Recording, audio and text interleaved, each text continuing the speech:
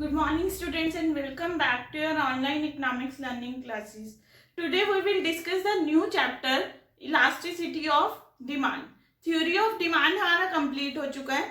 Elasticity of demand उसी से ही थोड़ा मिलता जुलता चैप्टर है.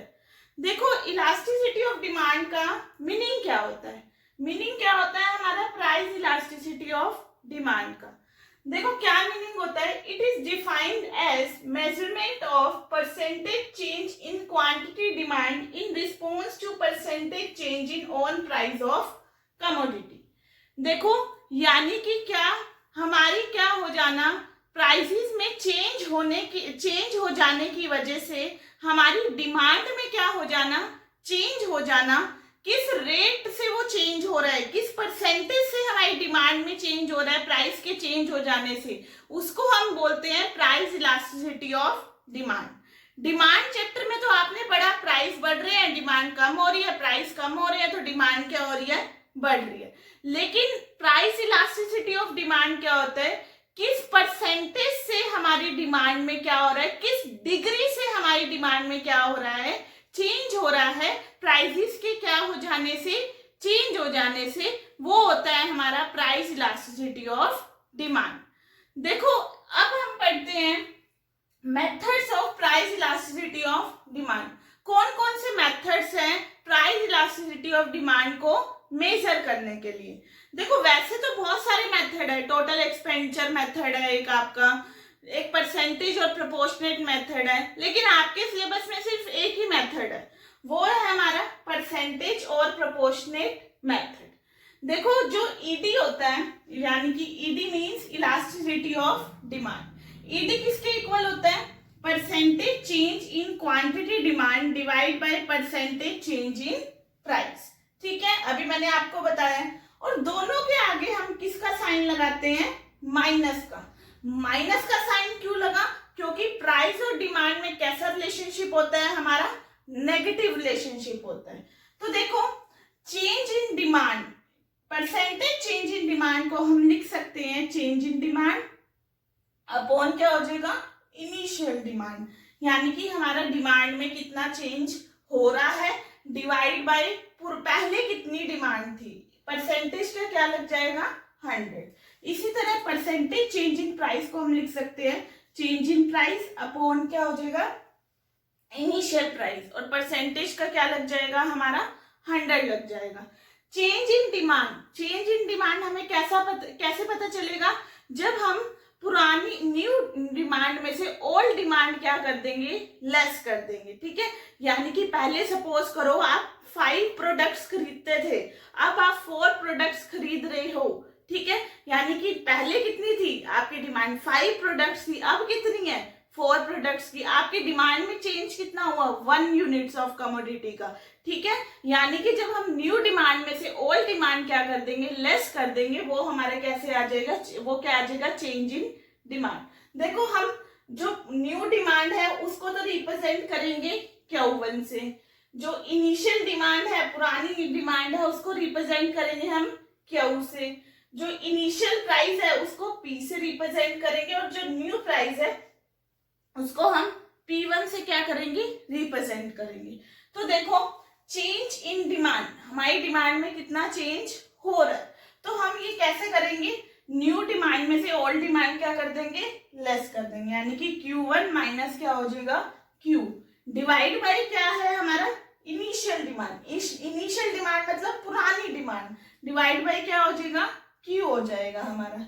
इसी तरह देखो चेंज इन प्राइस, यानी कि हम न्यू प्राइस में से ओल्ड प्राइस क्या कर देंगे लेस कर देंगे, P1 माइनस P अपॉन क्या है इनिशियल प्राइस. इनिशियल यानी कि पहले वाला प्राइस, इसको हम किससे लिखेंगे P से. अब देखो परसेंटेज का 100 लगा था, ये 100 से 100 क्या हो जाएगा कैंसिल हो गया. अब देखो हमारा ये आया Q1 minus Q upon Q. Q1 minus Q को हम क्या लिख सकते हैं डेल्टा Q, और डिवाइड बाय क्या हो जाएगा Q. डेल्टा Q मतलब चेंज इन क्वांटिटी डिमांड.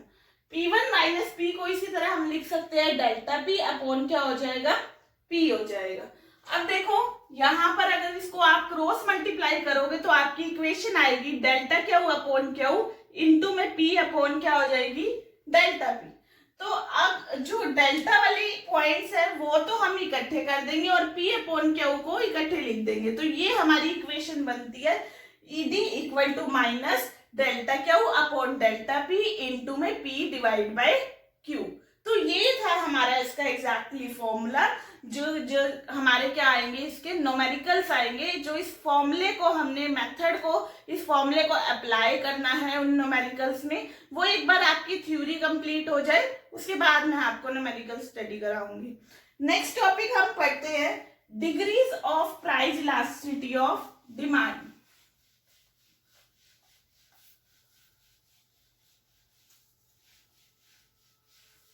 देखो कौन कौन सी डिग्रीज होती है प्राइस इलास्टिसिटी ऑफ डिमांड की। देखो पहली डिग्री आती है हमारी greater than unitary elastic demand.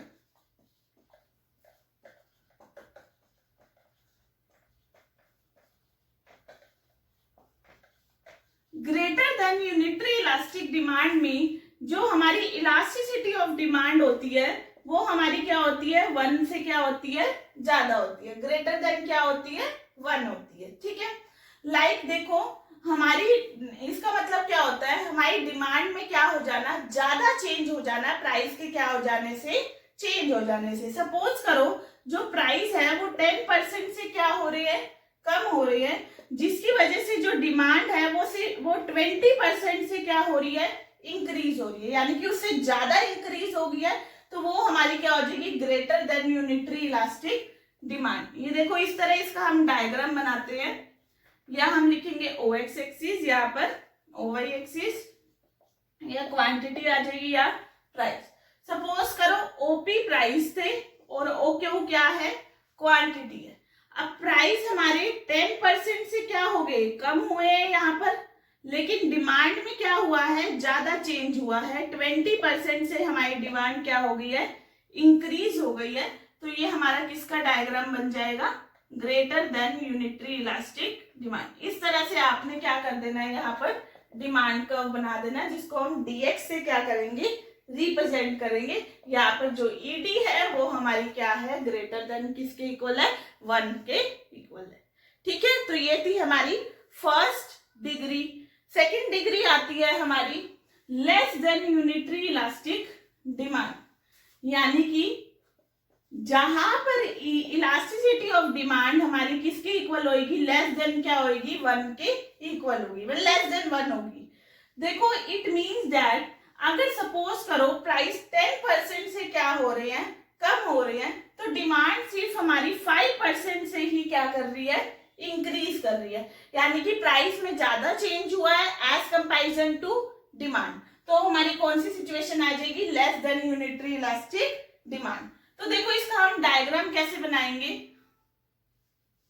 देखो यहाँ पर हमारा ये 10% से कम हुए हैं प्राइस, तो डिमांड सिर्फ हमारी 5% से ही क्या हुई है, इंक्रीज हुई है।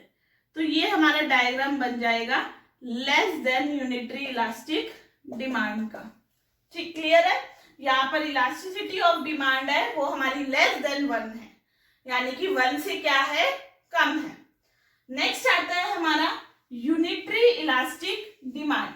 यूनिटरी इलास्टिक डिमांड यानी कि इसमें इस डिग्री में जो हमारी इलास्टिसिटी ऑफ डिमांड है वो 1 के क्या होगी, इक्वल होगी। ठीक है, 1 के इक्वल है हमारी इलास्टिसिटी ऑफ डिमांड, यानी कि जिस परसेंटेज से हमारे प्राइस में चेंज हो रहा है उसी परसेंटेज से हमारी डिमांड में क्या हो रहा है, चेंज हो रहा है। सपोज करो अगर प्राइस 10% से क्या हो रहे हैं, कम हो रहे हैं, तो डिमांड हमारी 10% से ही क्या कर रही है, इंक्रीज कर रही है। तो हमारा कौन सा केस बन जाएगा, यूनिटरी इलास्टिक डिमांड। देखो इसका हम डायग्राम बनाएंगे, किस तरह बनेगा। यहाँ पर हम लिखते हैं क्वांटिटी, यहाँ पर क्या हो जाएगा, प्राइस। ओपी प्राइस है और ओक्यू क्या है, क्वांटिटी। प्राइस 10% से कम हुए तो डिमांड भी 10% से ही क्या हो गई है, इंक्रीज हो गई है। तो ये हमारा डायग्राम बन जाएगा। क्लियर है सबको। और इस डायग्राम को हम रेक्टेंगुलर हाइपरबोला भी बोलते हैं, रेक्टेंगुलर हाइपरबोला। उसको रेक्टेंगुलर हाइपरबोला क्यों बोला जाता है? इसलिए क्योंकि इसकी जो साइड्स होती हैं वो क्या होती हैं? इक्वल होती है। जिस रेट से डिमांड में चेंज हो रहा है जिस रेट से प्राइस में चेंज हो रहा है उसी रेट से हमारी डिमांड में क्या हो रहा है?